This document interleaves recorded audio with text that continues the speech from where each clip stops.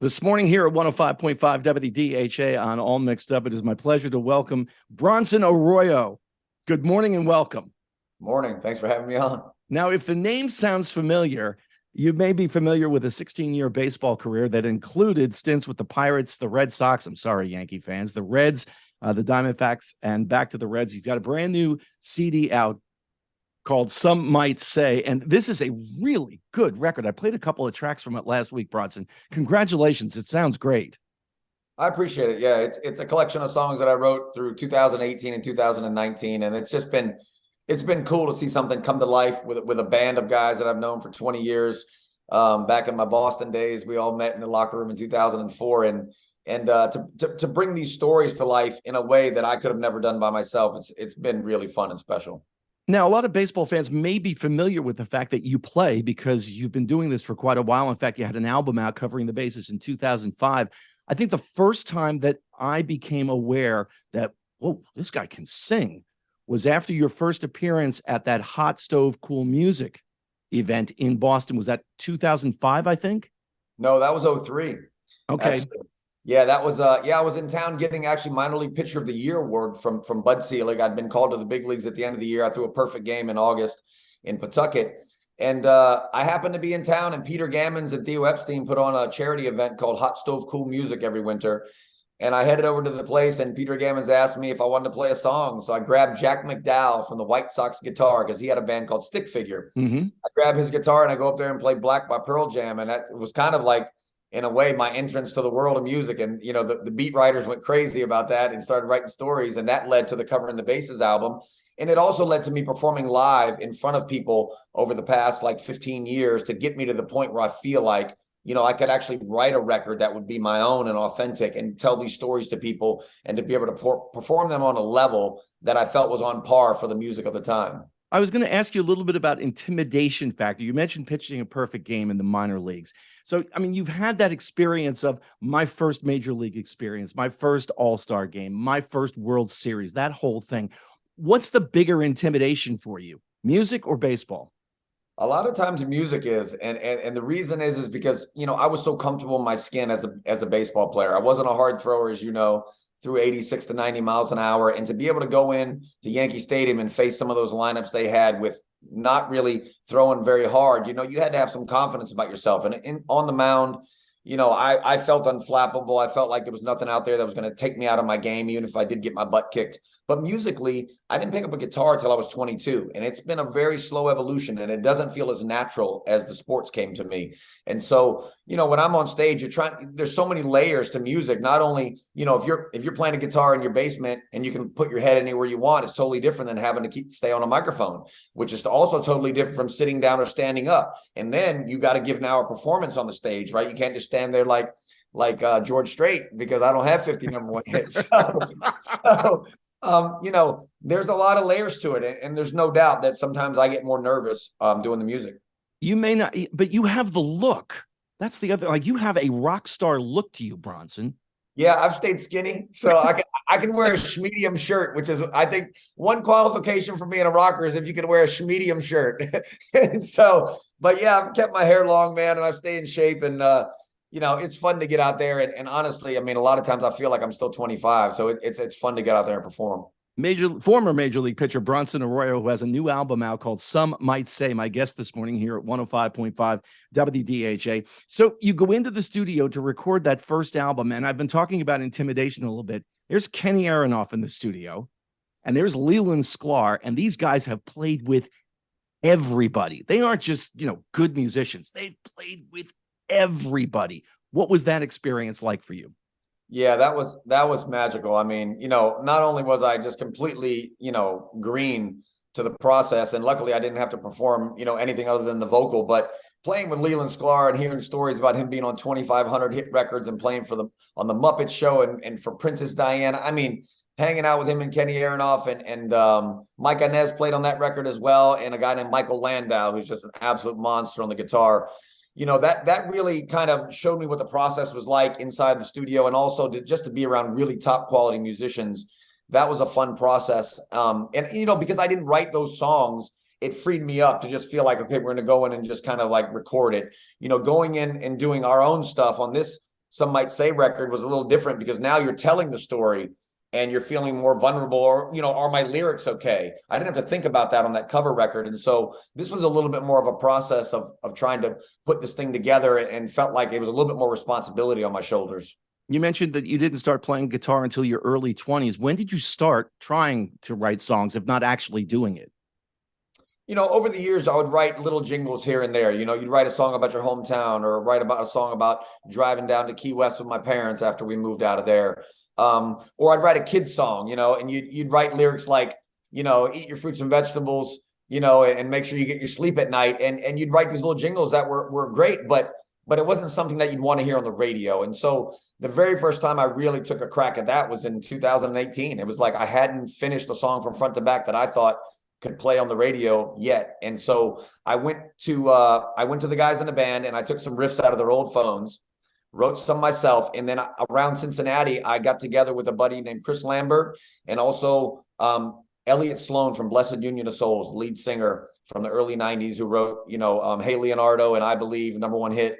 And I would sit with him, and in about 4 hours, I figured out that we could have this back and forth push-pull with lyrics, and we could finish songs. And that became kind of this process that I got addicted to. And I wind up writing 24 songs as a batch to try to make this album. And what was the deciding factor in which songs to keep and which songs to say, nah, maybe they're not ready yet, or maybe that's for another record? What was the deciding factor there?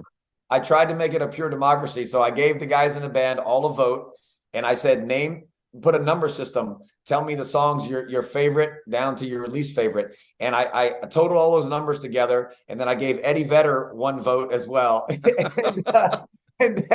and so that was a collection of like 13 songs that we recorded in the studio, and then 10 of them made the cut. There was probably 3 songs that were really close to making the record and just kind of got outweighed by other songs, or just didn't feel like it fit the template of that collection of the other 10 songs. You mentioned Vedder. He's one of my favorite artists. And in fact, the 10 album from Pearl Jam is, if I have one of those, 5 discs you're going to be on an island with, that's one of them, because that album just was a defining part of music for me. Absolutely. I've listened to that record almost every workout of my entire baseball career. If you walked by, the Chicago Cubs locker room at 11 a.m. on a Sunday afternoon for a Cubs game, and you heard Pearl Jam 10 playing even on the road, probably Bronson Arroyo was in the weight room. And that album has kept me alive in a lot of ways. I mean, the viciousness and that, and Once, and Even Flow, and Alive. I mean, just the angst and the energy in those songs have been something that has fueled my workouts for a long time. And a lot of times just fueled, times of your life when you weren't feeling so hot. And, it feels like that was a soundtrack to my baseball career. And so now to be able to put, my own album down and feel good about the authenticity of the album, and that I played these demos for Eddie, and, he kind of gave me a stamp of approval, like, hey man, you got some good stuff here, man. Just go ahead and do your thing. It really made me feel good about the process. There's definitely, you can hear the Pearl Jam influence in the way you sing and even some of the songwriting. At what point, and you mentioned playing the songs for Eddie, at what point were you thinking, well, maybe this sounds too much like I'm trying to be Eddie? Well, what's funny is you can definitely hear some influences of my singing. But on the original demos, you don't quite hear as much of that rock feel, because I was writing a lot of the stuff on an acoustic guitar. But Full Moon Fever right off the top, to me, felt like some sort of a Pearl Jam song when I was writing it. And I actually asked him when I played it for him, I was like, do you hear like I ripped you off right here? And he said, no. He's like, I hear Bronson Arroyo here. And so that was good enough for me. Hey, listen, when I listened to Eddie's most recent solo album, I was hearing Tom Petty and the Wildflowers album. That sounds like it could have been Wildflowers 2.0, Bronson. Absolutely. I think even from the picture that he put on there where he's holding the guitar up in the spiral, I felt like he was giving an homage to Petty. I know they were tight. And I know I was at a Pearl Jam show in Seattle after he passed away, and Eddie played, I think, Won't Back Down. And he said, let's sing it loud enough so Tom can hear us from wherever he is. And I felt like that was a Petty record. And, the song Some Might Say on this album has a little bit of Petty in it as well.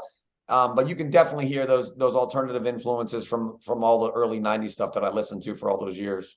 Bronson Arroyo is my guest this morning at 105.5 WDHA here on All Mixed Up, the new album, Some Might Say. There is the cliche that athletes want to be musicians, musicians want to be athletes. If you were going to put together a band of major league players, who would be in it? Oh, wow. So, well, I got to Jake Peavy and Bernie Williams are at the top of the list. That's for Bernie sure. can play. Yeah, Bernie. A Yeah, lot, Bernie. here in New York, a Bernie lot of can people play. know Bernie. I'd have to convince him though to play. We got to play some rock now, Bernie. We're not doing jazz today, but it would be Jake Peavy. Those two guys. I'd probably get Aaron Hill, Mark Trumbo, and AJ Pollock. Those would probably be my guys. And I guess we get Randy Johnson to either play drums or shoot the shows with his camera, because I know he loves to do that. He's a great photographer. I think drummer would be probably the hardest. I know Paul O'Neill plays drums. Paul does play, you're right. And I played golf with him quite a few times around Cincinnati. I forgot that Paul played drums. There's a lot of guys who dabble in drums, but I've never personally been around a baseball player who really, I felt like could play drums in a rock band, just like I haven't seen that in live and in person. Most of the time, guys, you're picking up the guitar because it's a little bit easier to bring in the locker room. But I've never seen Paul play, but that would be a good experiment.